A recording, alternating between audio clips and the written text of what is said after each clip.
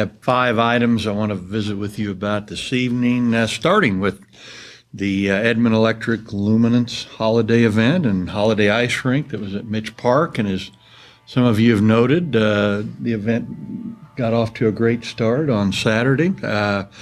This is the 3rd season of Luminance, and this will be the 10th season of operation for the holiday ice rink in Edmond, both of those sponsored by Edmond Electric. Apparently, what they had in terms of the pop-up shops and the food trucks and so on as a new event this year turned out to be very popular. So a good way to help initiate that and kick it off. This season, the walk-through holiday light display will feature over 30 individual light displays. That number is a significant expansion from last year and a number that will continue to increase in future years.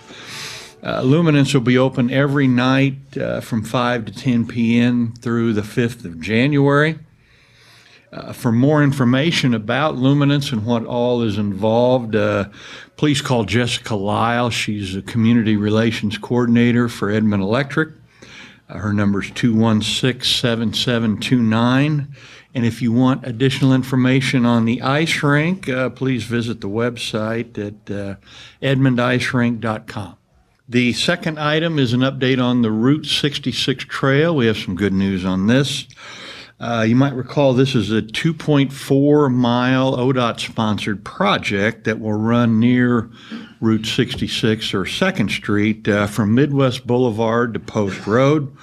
When we first looked at this possibility back in the spring, the bids came in significantly over budget, and ODOT rebid the project in October. The results were significantly lower, and the project now has been awarded to Crossland Heavy Contractors. The initial work on the trail will begin next month, and the trail will be completed sometime in the spring. The city is providing $2.6 million for this out of the $3.5 million funding for the project, ODOT providing the rest, and the city's allocation comes from the 2000 capital improvement sales tax. The third item is an update on the Intelligent Transportation System, or ITS, and I think it's probably helpful to start out with a reminder to everyone in terms of what is ITS. ITS is defined as the use of field devices, communications infrastructure, and computer software to help enhance traffic mobility and safety during congested periods, construction activities, maintenance activities, and traffic collisions and other emergencies. The work on the Phase 2 construction is about 60% complete now. Phase 2 encompasses 22 intersections, and that includes portions of Broadway, Danforth, Covell, Boulevard, and Santa Fe. The next major piece of this project will involve connecting the fiber optic cables to the controllers and also to the city's network. This project, Phase 2, should be completed sometime in the spring.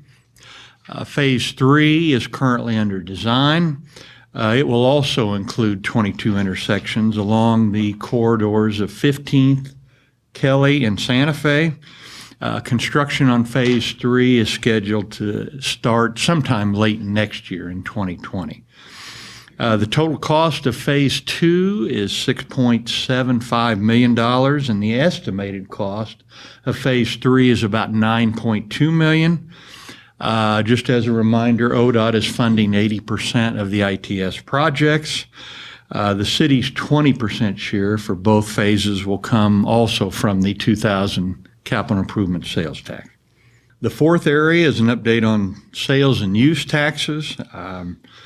Through the first 5 months of our current fiscal year, our sales tax collections are up about 6.8% above last year, which compares to a 5.8% cumulative total a month ago. And even though November is the lowest month in terms of receipts for the budget year, it was still a record November nonetheless, and we were 11%, a little over 11% above what we took in November a year ago. Just two items on sales categories. Our largest categories for sales is department stores, and Warren noted we had a healthy increase of almost 10% from July through September for that, and the building material dealers category had a 39% increase during that same time. Very encouraging.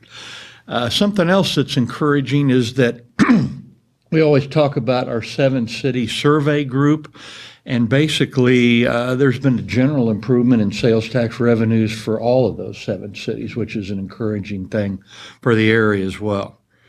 November was our first negative sales tax or use tax collection period since August of 2018.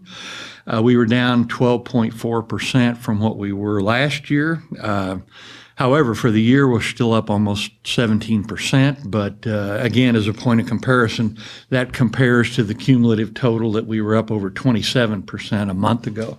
And you might recall Warren talked about that this was going to level off and that we'd see something in that regard, and that's what we're seeing. But the good news is both sales taxes and use taxes remain comfortably above our budget projections.